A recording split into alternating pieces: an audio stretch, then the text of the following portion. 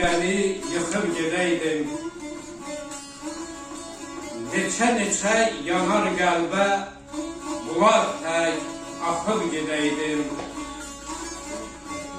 Töküləydi tel üzünə, üz qoyaydım gül üzünə, o gözəlin gül üzünə doyunca baxıb gedəydim.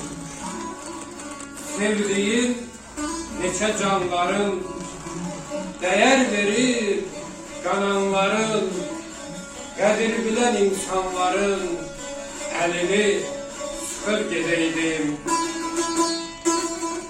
Dirvə diri dağ salamat, gül ətirli bağ salamat, kaş vaxtında sağ salamat dünyadan çıxıb gedəydim, dünyadan çıxıb gedəydim.